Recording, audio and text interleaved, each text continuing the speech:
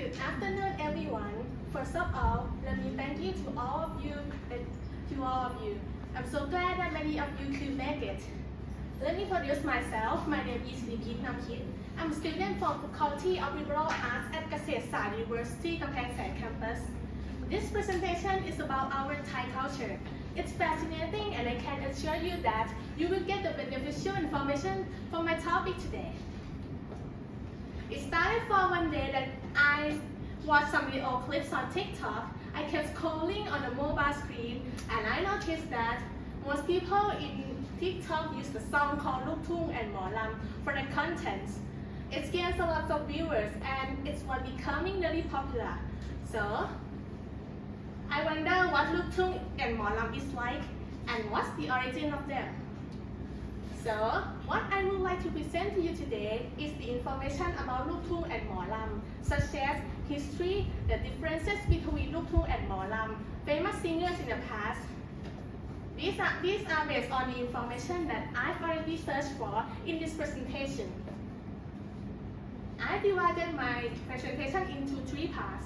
First, I will start off by explaining the history of and background of Thung and Lam, and I will move on to speak some differences between Thung and Lam, and I will end with the examples of Thung and Lam singers in the past. So what I want to present to you today is about Thung and Lam, which are really popular in TikTok these days, and we will see after that why this song gains so much attention from people. The aim of this presentation is to understand Thung and the way of living, and to maintain these beautiful cultures too. My talk should take about 6 minutes, and if you have any question, you can ask me at the end of the presentation. So let's move. We will focus on the history and background of Thung and Lam first. Okay, let's start.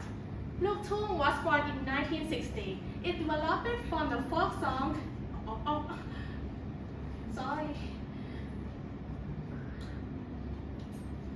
And it developed from folk song by using international musical instruments. Thung means the child of the field. The song represented the farmers and the laborers' life, and described their hardship of life by using the accent to sing like a local villager. Lam came from the northeastern region of Thailand. It is also developed from Thung, but these two are different from each other. Let's now move on to the next point, the difference between Thung and Lam. Thung is sung by Thai language, and it is performed with a technique called call, a winning sound at the time when singing. And I said earlier, Thung represented a farmer's life, but sometimes Thung also represented the celebration of romantic love in a rural area. Let's move on to Lam next. Lam has much in common with Thung, such as language and the meaning of the song, but Lam is sung by Isan language, the language from the northeastern region of Thailand, and most often accompanied by the woodwind instruments called can. To summary, language instruments separate these two kinds of this song from each other. Let's move on to the next point, the examples of Thung and Lam singers in the past. First, Phung Dong Jan. She is represented to Thung singers. She is known as the Queen of Thung. Her song became very popular because she adapted the Thung into a more modern song, and it's called electronic Thung.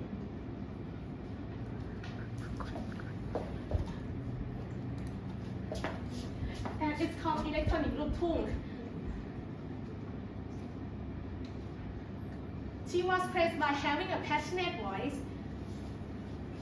Although she did, her song is still popular until now.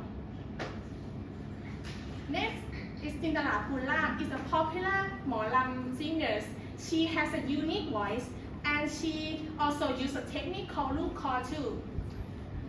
And she is known as Sao Sieng Kin. In 2005, she sang with the Thung in the Thai famous pop singers. As you can see, these singers are really popular and people love them a lot. Everyone, this now leads us to the end of the presentation. It's really important to be aware of the value of Thai culture and to maintain this good culture for our future generation. To sum up, I have talked about the history and background of Luk Thung and Hmor-lam, the differences between them, and I'm also providing the famous singers in the past. But the important point to remember is the history and background that consists the way of living in each region of Thailand. Language, the meaning conveyed to people are affected by the different regions of Thailand, which is the charm of this culture. So in the end of this presentation, I would like to say that Luk Thung and Hmor-lam is a unique culture that everyone should know. If you have the chance to go to see a live performance of Luk Thung and Hmor-lam, it's good for you because you can see how beautiful Luk Thung is and you can get into this culture more. Thank you for listening. Now, if you have any questions, you can feel free to ask me. I will be happy to answer the question that may have from you. Why? It's an interesting question. I would answer that in this slide, I love Phung Phong Dongjan the most because I listened to her song since I was young because of my mom present to me, and her song is really unique and I really like the way of music is.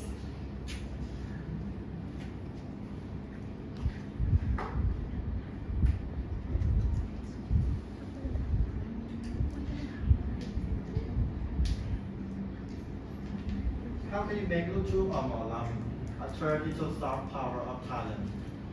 It's an interesting question. I would answer that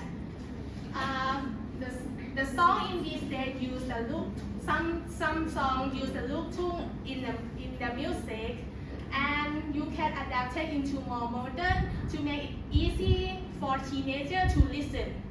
And if the government have enough budget to provide to make Luk Thung to be more worldwide. Yeah. Yes. Well, why Isan language is the base of Luk Thung song? It's an interesting question. Isan language is Luk Thung. Luk Thung mainly it's come from the Isan, and originally people use Isan language, and they are and in Isan many people is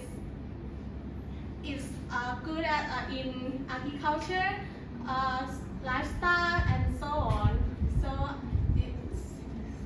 So they choose Isan language to convey Luk Thung song.